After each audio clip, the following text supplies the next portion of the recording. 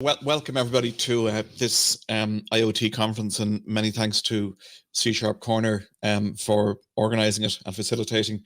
It's a lot of hard work in the background. It's easy enough for guys like us to rock up. So many thanks to the organizers as usual. IoT, Internet of Things, people say, well, what is it? It doesn't affect me. Well, the image that I have up there kind of talks about the things that are involved in IoT, even though you may or may not know it. Everything from robotics, there's IoT and computers. When we use a camera or a phone, we walk down the street and we're identified by a security camera. When we go and order something online, which we do mostly these days with lockdown, and we're able to track the delivery van coming to our place of residence. That's all done with IoT. The manufacture of products in factories, as things move along the conveyor line, IoT is used for this. When we go in and we choose something in our shopping cart, some of us go into a shop and we don't have to go through a checkout anymore. Instead, we've got a device that we scan the items. Some of the Amazon shops now use a combination of cameras and other sensors, so that there's nobody in the shop to talk to. It's great for someone like me, but you go in and you just stack your items into a basket and off you go, and it automatically calculates what you've got in your basket. You don't have to go through a checkout at all. Then we have, of course, aircraft, and the amount of sensors that are on an aircraft is unreal. Probably one of our key keynote speakers, Cliff, can talk to us a little bit about that later. And what I'm trying to say here is that IoT is all around us. So even though we think it isn't and we're not affected by it, it's there, and it's very, very ubiquitous. So the question a lot of people say to me, is, I don't use IoT. And I've got a simple way to demonstrate that you do use IoT every single day. Now, I know that I haven't been to the barber when I want to get my hair cut, but in the times when I was able to get my hair cut and go down to a barber, I'd go off, and if I wasn't based at home and going to my usual barber, I would look up one on Google Maps. So I was in a conference before the pandemic there, about 2 years ago, in Vilnius in Lithuania. And I was staying in this particular hotel, and I wanted to get my hair cut. So I opened up my map, and I searched for where I was, and I said, I'm looking for a barber shop nearby. So I typed in barber and press enter, and of course it showed us all the different places that are local, and that one looked interesting, Red Light Barbers. And I went down, and interestingly, down the bottom it told me popular times and when it was going to be busy, and I could see there when the busiest time was according to the little chart, etc. And that's always struck me as awesome. Like, I can go in there and I can decide I want to go and get my hair cut, or I want to go to a gallery, I want to do some shopping, and just by going into Google Maps, they can tell me when the best time to go is, when there's going to be less people there, etc., etc. But the question is, how is that done, right? How is that actually achieved?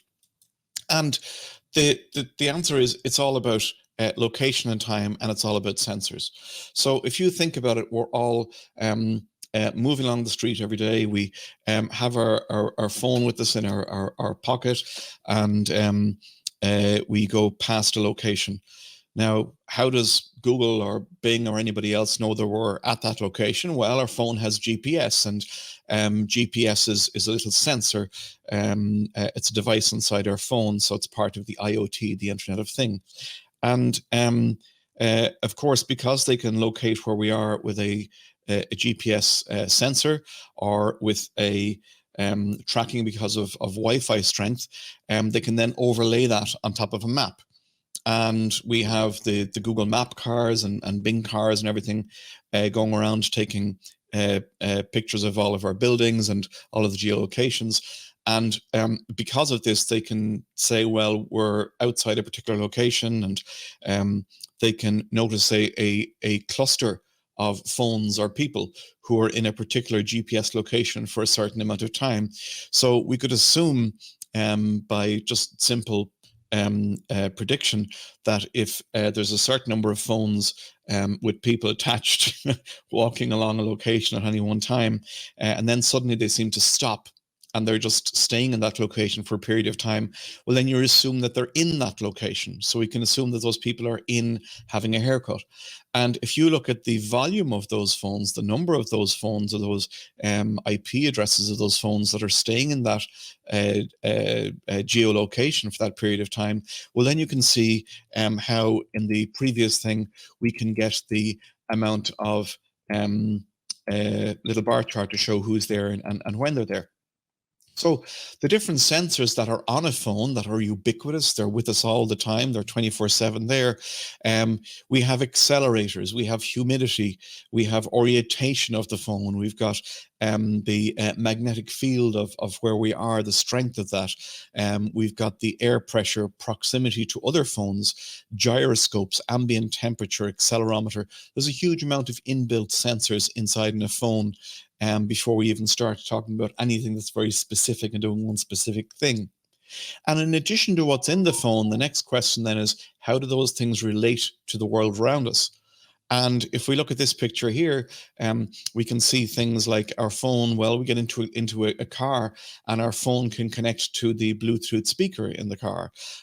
We go into our place of work and maybe we use our phone to, I've got a thing on the back of my phone, and it's when I go into the office, when I'm allowed to go into the office, I do a little touchpad against the end of the access door, and it lets me in and out, and it knows that I'm there. We have fridges that refrigerators that store our food, that we can watch for the food that's going in and out. We can scan the barcodes of stuff, the food that's going in and out, or we can look even at the shape of the stuff and do image recognition of what's going in and out, and it can tell us to make sure that we don't let stuff go out of date and we eat it, etc., etc. So all of these different things, these are all sensors that are part of the world of IoT, and the message here is that it's all around us. So even though we think that we aren't affected by it, it is actually everywhere, and it's growing, and it's getting even bigger. So what I'd like to do now is I'd like to introduce our two guests, and we're going to have a panel discussion.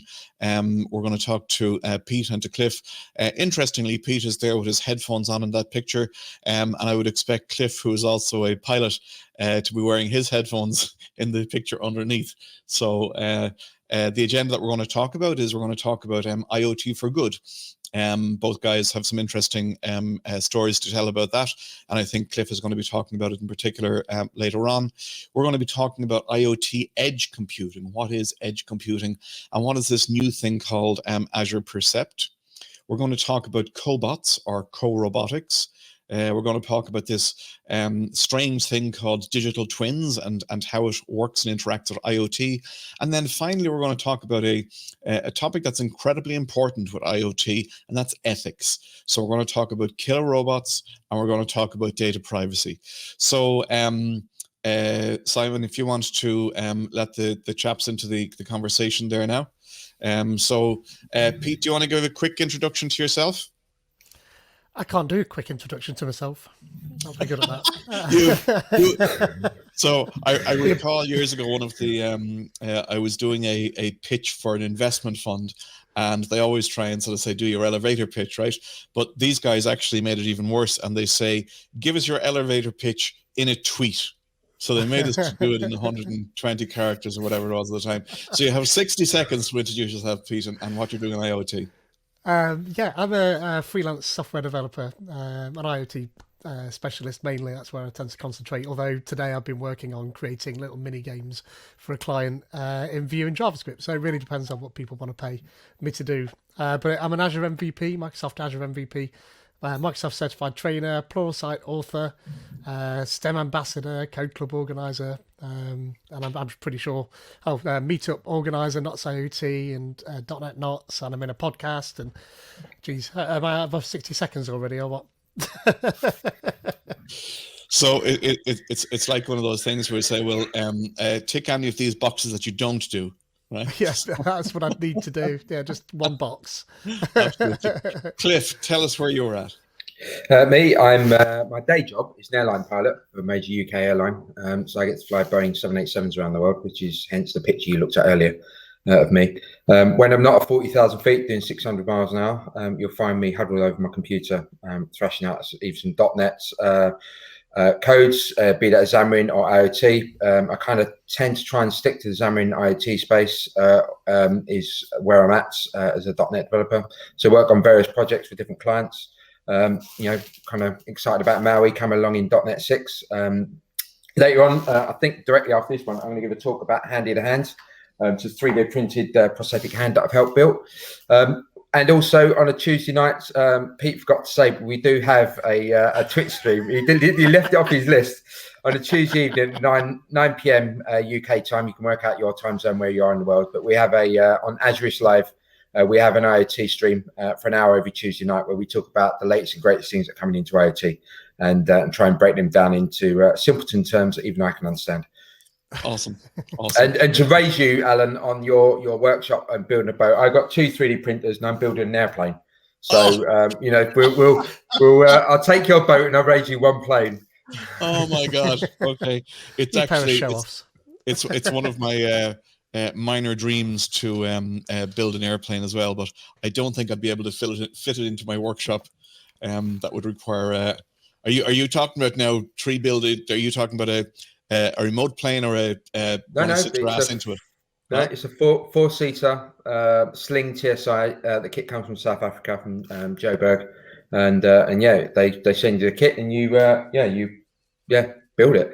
Oh my God! So, I think I can even see the rivet gun there, just beside you. Is that your rivet gun? That's a dimple machine. So that puts little the metal is flat, and where the holes are, you dimple it so the rivet heads sit in the top, and you get a cleaner airflow. So you don't get any parasite drag, which is the drag caused by rivets and things sticking out into the airflow. Okay, but we're here to talk about IoT. I'm going to drag you onto my after code show to talk about that particular project. I've guaranteed it. Yeah. Okay. So the first thing that we have on the agenda here, guys, is to talk about IoT for good. And we've seen IoT. It's ubiquitous everywhere. Everything from production lines to aircraft to cars. I mean, there's more sensors than you can shake a stick at, no matter where we go. But in particular, we're interested in IoT for good. And Cliff, you have been doing that directly with the prosthetic work that you do. Yep. You're going to talk about it in detail when you do your session after this. But can you give us a small overview of the project that you have there and how you got involved in it? I got involved because family friends of ours, their son Caden, and was born without a left forearm, and he's lived with a prosthetic limb.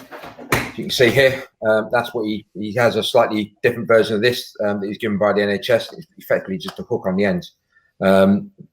And there's a story about a team that were 3D printing prosthetic arms and limbs, and his mum said, "Could you help?" I had a 3D printer, so I started out helping, but then started to think, well, even that is much the same. It's still effectively, you pull this is actual fishing line, 100-pound fishing line, and you pull across that, so you move your shoulder and it opens and closes the hook. The ones that they're 3D printing is much the same fishing line, move your shoulder and it opens and closes the hand.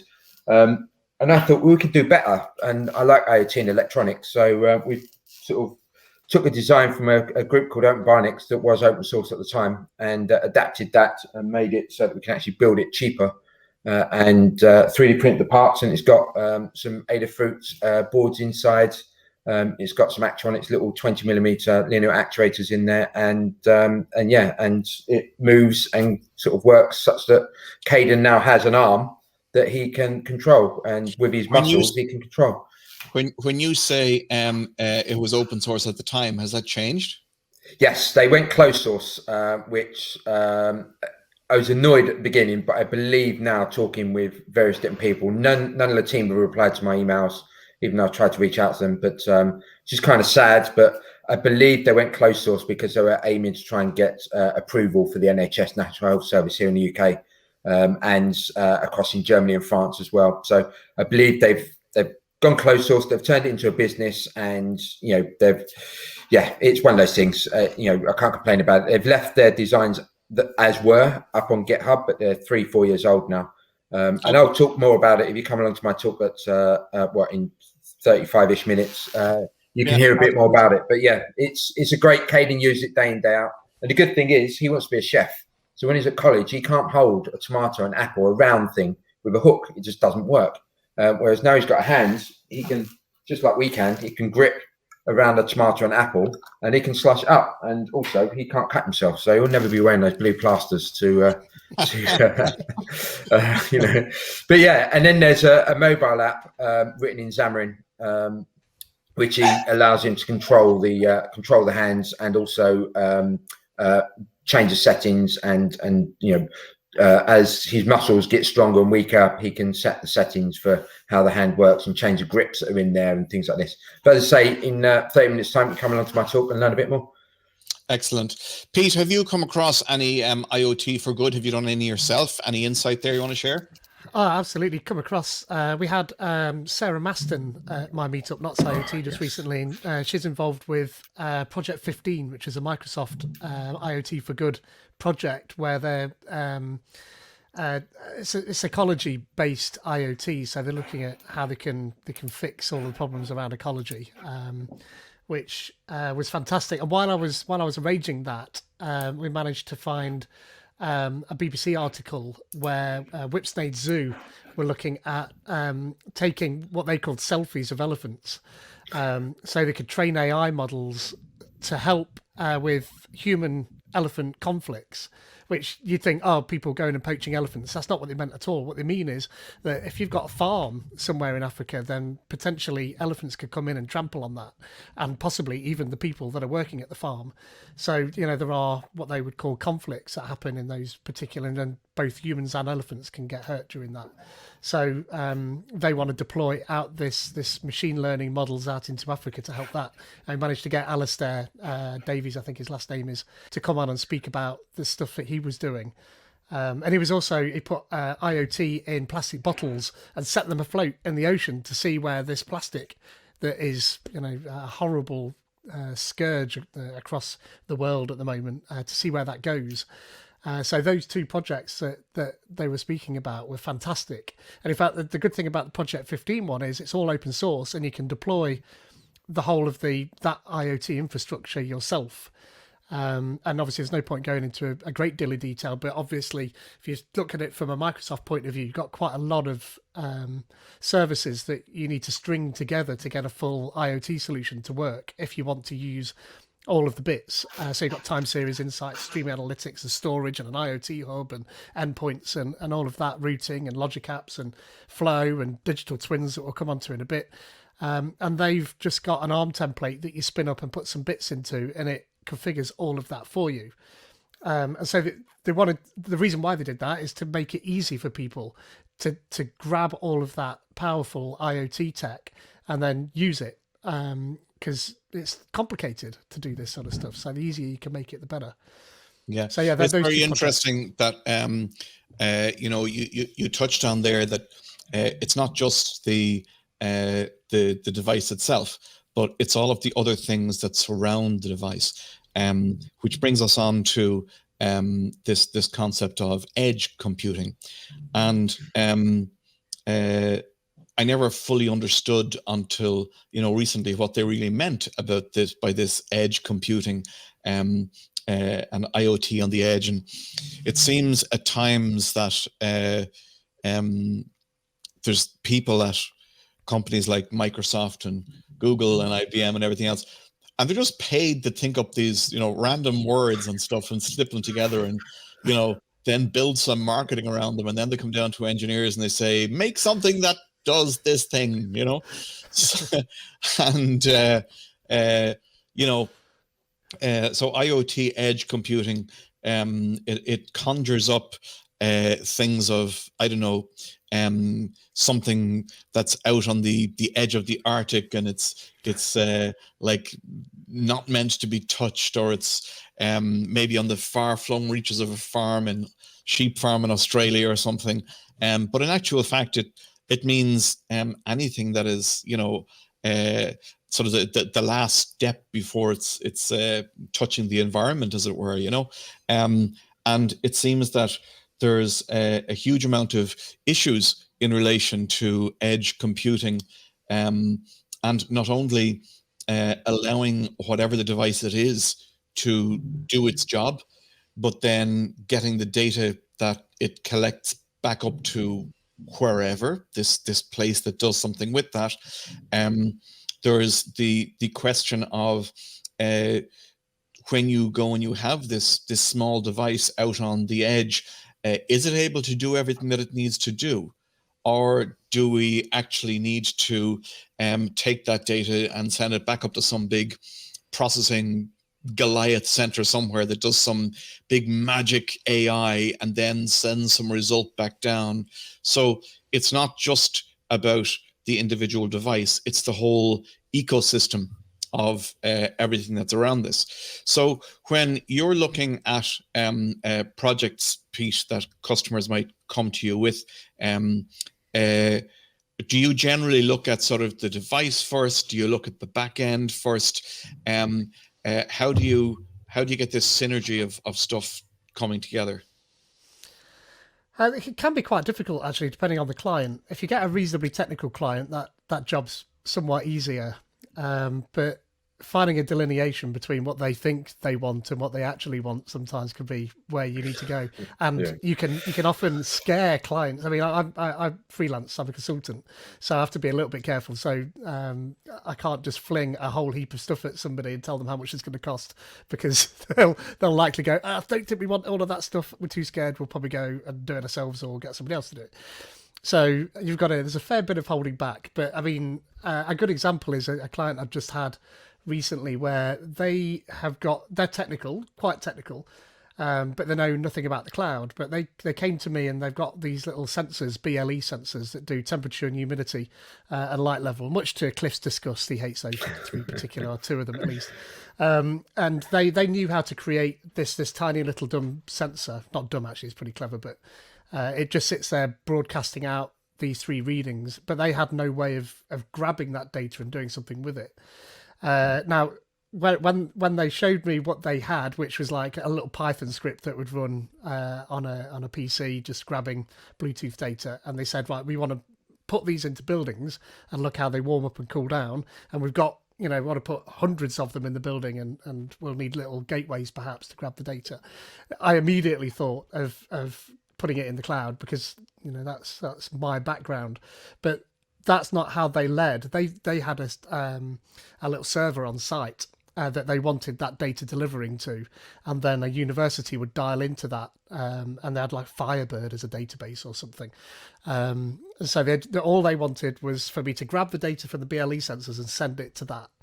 And of course, as a consultant, then you do what the client wants, and you absolutely advise them of the other things they could do, but they had no requirement for the cloud side whatsoever. But of course, I knew that would come anyway.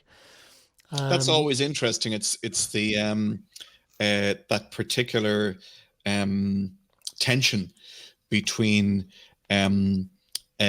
what is possible and what could bring value to something, and then what the customer says, well, I don't need that stuff, Yeah.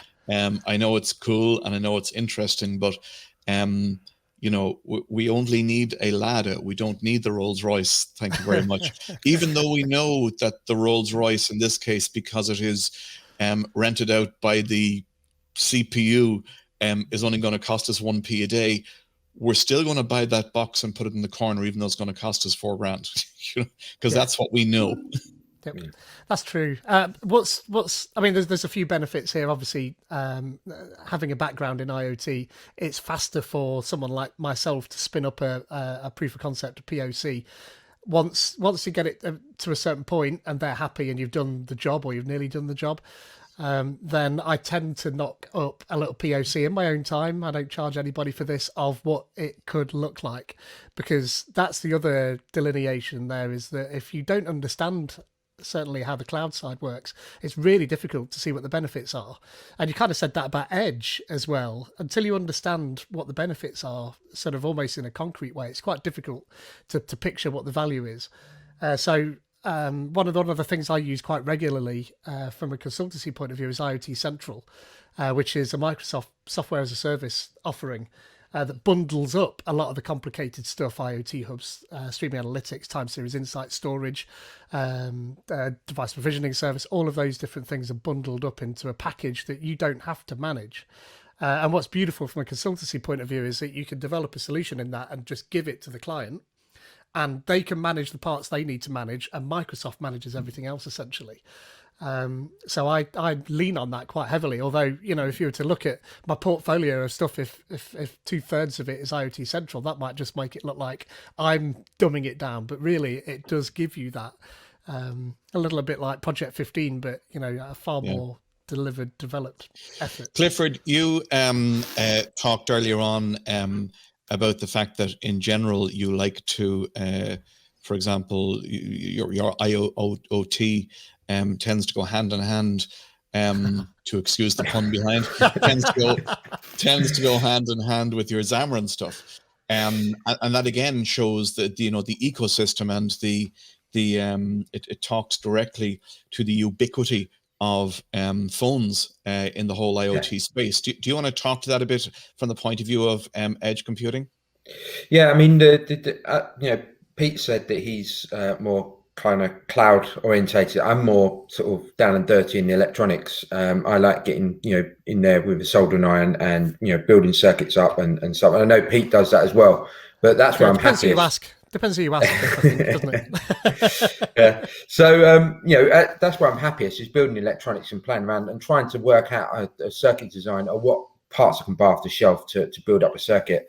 A lot of the projects I do with client, involve around Bluetooth things, and then you can use a Xamarin app quite simply, because your phone has got Bluetooth, to connect those devices and take control of them, or just check in on them, or the sensors, etc. So I'm currently working on a project which is aviation related, and that is going to use a device that's going to be in an aircraft, but it's going to use a phone, set up that device and control it and do all the management of the device. And then when you walk away and it hasn't got a Bluetooth connection, that Bluetooth sensor turns off, and the device runs with those settings until next time you come along and you want to change the settings. You'll connect to it again, you'll change the settings and walk away.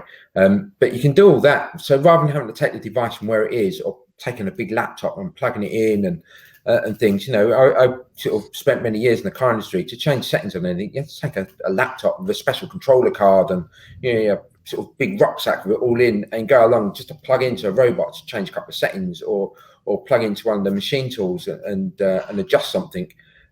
Whereas now you can just pop along with any mobile phone, Android, iOS, it really doesn't matter. And just sort of, connect it wirelessly via Wi-Fi or Bluetooth, and just change the settings. I've worked on projects where, you talk about the edge.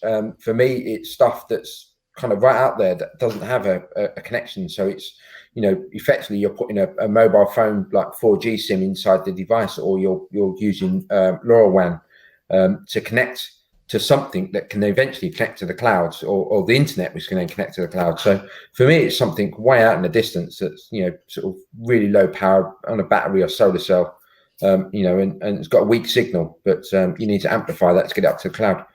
That's really interesting when we sit it on top of what we started off talking about there, which is the IoT for good. I was writing an article for a client last year at some stage, and it discussed LoRaWAN, and it discussed remote gateways, and in particular it was interested in things like out in maybe developing countries where there was issues with wells, okay? And if people had to go to a well that was so many miles away to get water on a daily basis, Usually it fell down to the female and kids to do it. And they were the donkeys, unfortunately. And but when they get there, it could be that the well was dry, or it was half empty, or they needed a longer rope to get down, or whatever. So it was discussed that potentially they would have sensors that would be, solar powered, lower down in there, would be able to measure the quality of the water, alert them before they went to one that they should go to another one, etc., etc., and it would help to improve the quality of life. And ultimately, as you had flagged there, it was all about stuff that was really on the extreme edge. It was really out there. It was nowhere from civilization. It certainly didn't have the fiber broadband that, we boast about having so many, gigs per second up, down, and everything else. Well, these things aren't measured in gigs. They're measured in bytes per minute almost. It's really bad, so it was very interesting to hear you talk about that. I also found it interesting that you're in the aviation business, and of course aircraft are the ultimate things on the edge, aren't they? Because they fly up and they're out there, and it's my understanding that certainly commercial aircraft can gather gigabytes of information from the time they take off till the time they land, and then when they land, that's downloaded or whatever. I'm interested in general aviation, i.e. small aircraft, and again, when lockdown finishes, I'm hoping I can get back in and go towards getting my private license and everything else. One of the interesting things that I sort of understood is that in general aviation, there isn't all of the advanced electronics and advanced stuff on the edge that you have in commercial. And I was amazed to find out that in actual fact, when you're coming into a rural or a non-commercial airport, frequently, because there's no tower, there's nobody there to tell you where to land, you're literally looking out the window trying to see if there's anybody else there coming into land you're going to hit or whatever before you go down. And that's only recently that even collision detection systems that started out also, fascinatingly enough, as an open source project for general aviation aircraft, and are similar types of things that have started out as open source for autonomous vehicles, right? Mm-hmm. So we're seeing all of this stuff that happens out on the edge that may or may not get brought back into commercialization, but nonetheless, it seems to have its genus out on right on the edge before it's brought back in. One of the things that we start off when we talk about computing on the edge and devices on the edge, but one of the things that always seems to be forgotten about and tacked on at the end is security. And it's the ease of authentication, and we've seen people doing proof of concepts where they were able to hack into cars that were being driven remotely, that have being able to take over a car and pull it into the side or get it to speed up or slow down or whatever. I know that I read there last year about some proof of concept attacks on aircraft, which are kind of scary.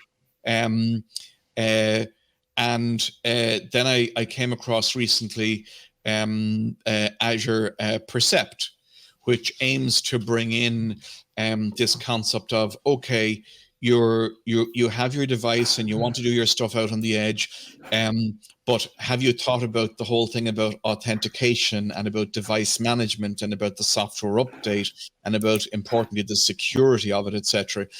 Well, if you haven't, here's a kind of a package that you can build around your stuff that allows you just to plug it in, and it takes away that headache and forgets about it.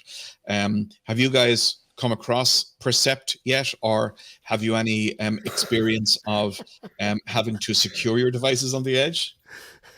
Have we come across Percept yet, Cliff? Well, there's none available in the UK, so we can't play with one here in the UK, sadly. Yeah, that's true. Well, I did. I ordered one last night. Yeah. The usual, I ordered it through a virtual US address. The Yeah, there's a treat. Yeah, that's a trick. That's what we've missed, Pete. That's what we've missed. Yeah.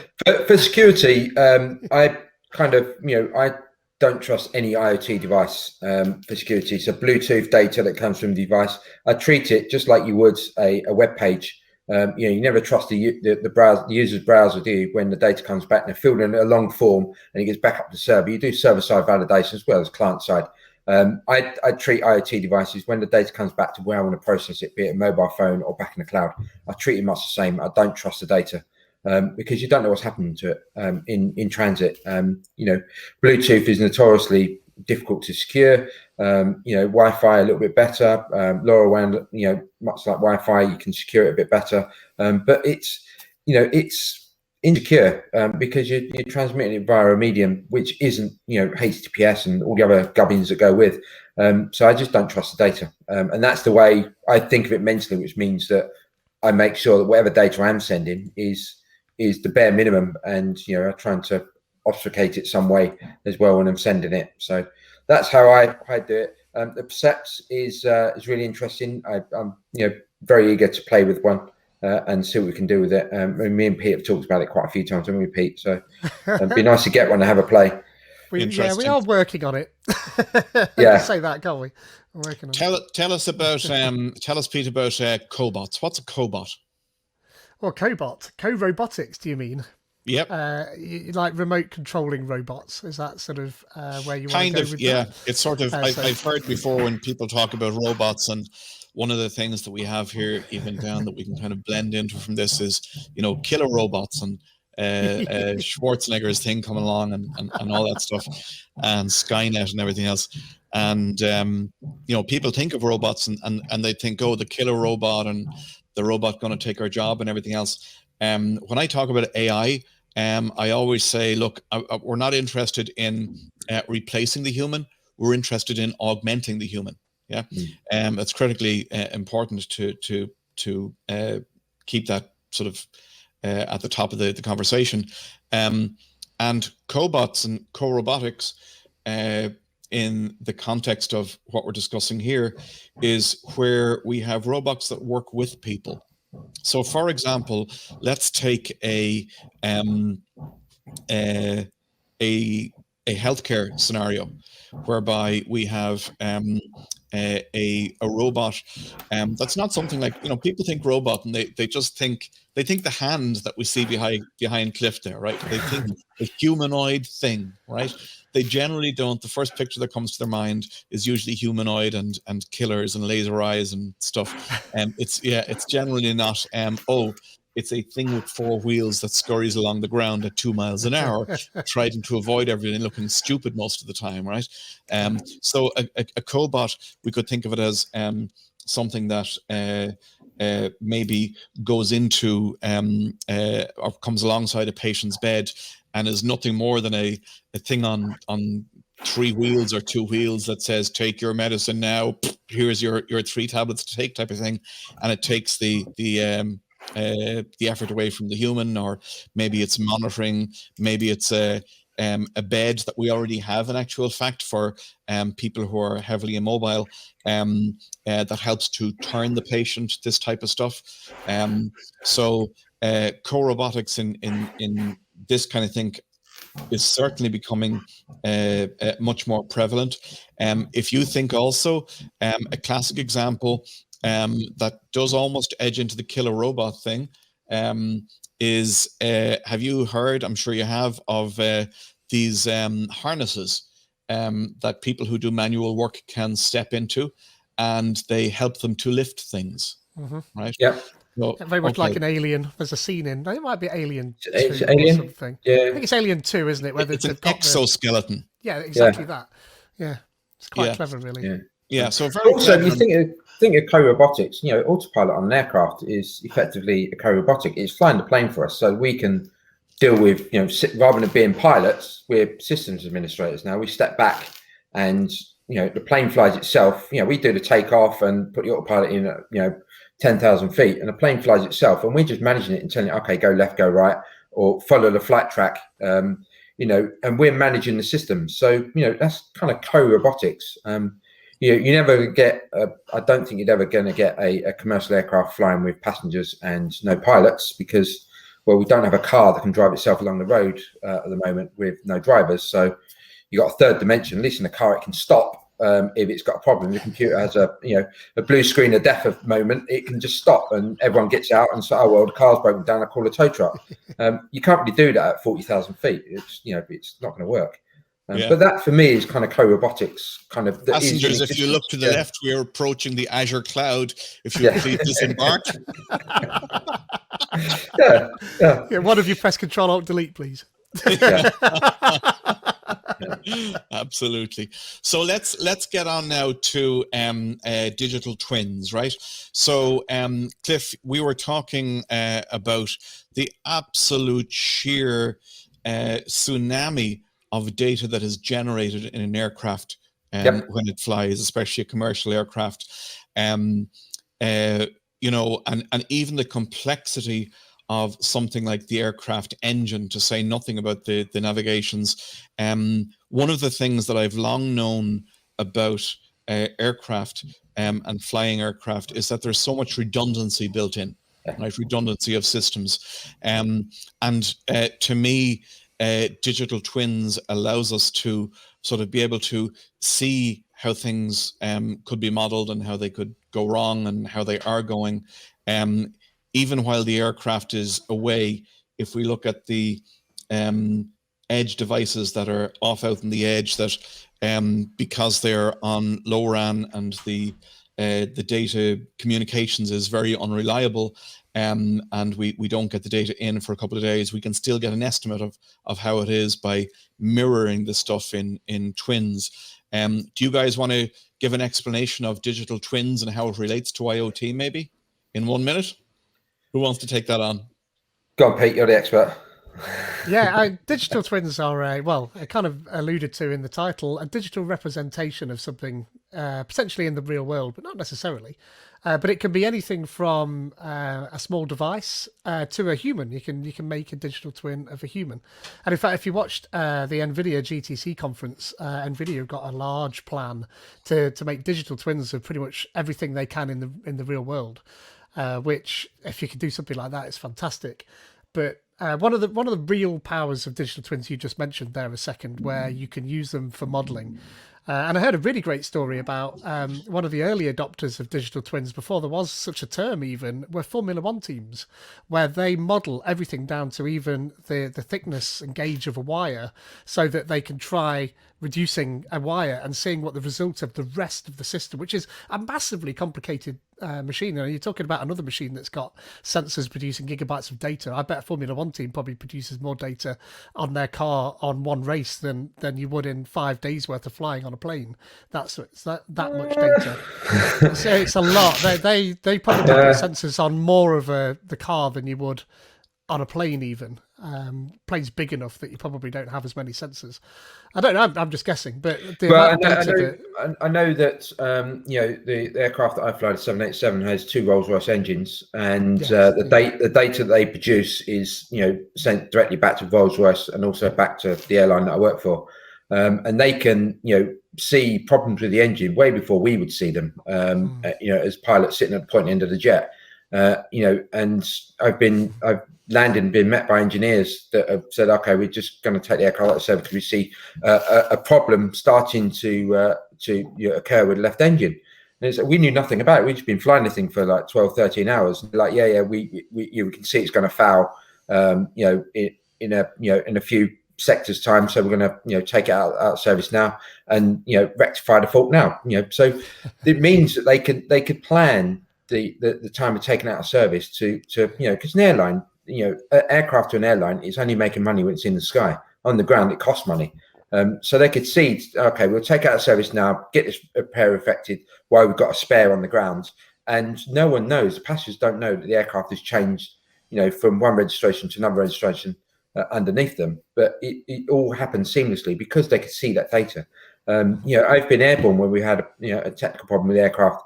I've been on sat phone back to UK and head office and spoke to our engineers, and they could see live streams of data a delay of about a minute between what we're seeing on the aircraft and what they're seeing on computers. So again, they can see a digital representation of the aircraft on the systems back in the UK. So, you know, that's kind of digital twins, you know, is a way of visualizing a live system or a system that's not currently connected to the network. You could, you know, update it, make changes, and then next time it connects, it will suck down those changes and those new settings. Yeah. So let's move on now, finally, and talk about the wonderful word of ethics. Right? I remember when I heard this years ago, when I was only interested in myself and my mates and my music. I was kind of go, you know, who cares? You know, who cares, these ethics things? But then I think as you realize the world is not just about you, suddenly it becomes more important, you know. And the main thing again that comes into people's head is stuff like killer robots. But it's not just about killer robots and do we design IoT devices that can go out as a drone and, you know, track somebody down and kill them. It's about things like facial recognition. It's about things like data privacy of the data that we have. So, for example, if I take my Fitbit that's charging here, and I'm gathering data on the person, what do I have to do to ensure that the data that comes off that IoT device isn't giving away some information that is going to be injurious to the person, and that we protect the privacy. So there's a whole range of stuff there that causes an issue. Do you think from an engineering point of view that we need any kind of regulation around IoT ethics, or is it something that should just be left up to the industry to self-regulate? You're muted, Cliff. I'm muted there. There we go. I think it's the same, the 2020, 21, isn't it? I think at the moment the industry should self-regulate, and the reason I say that is because I think it'd be too difficult for politicians and the legal beavers to come up with a way of regulating it, and I think they'd get it wrong. So I think we should self-regulate, and and the likes of Troy Hunts of the world that point out, and Scott Helms that point out all these security failures and and where things have gone wrong. We need more of that. It needs to be shouted louder. The fact that when companies do get it wrong, and then it will mean that when clients come to me with a project, I'm less is more. If I don't need to collect the data, we don't need it, then why collect it? Don't collect it, don't store it. But we might need it later, but you don't need it now, so let's not collect it. Because then that way you've got always sort of work on a premise that even if I'm trying to store it securely, it's in the open. That way, what I'm storing is can be seen by anyone, and it makes me feel better about the fact that the data I'm collecting. So it's interesting when we talk about ethics. One of the things that we think about is data privacy and data security, and are we collecting too much or too little? One of the things that we don't generally talk about is inclusion, and one of the reasons that inclusion is really important in ethics, I think, can be clearly illustrated by one example. I recall being in the Science Museum, in fact, in London a couple of years back, and in one of the exhibitions that they had a little sort of a booth, and you would go in and you would stand up, and it would look at you, and it was called the Emotocon or something, I don't know, some silly name. But what it would do is it would zone in, and it would try and using cameras to automatically recognize what is the gender of the person who's standing in front of me, what emotion are they showing in their face, what age are they, and what gender are they, that type of stuff. And I thought it was cool, and I wanted to go and see what it would make of me, Santa Claus, right? And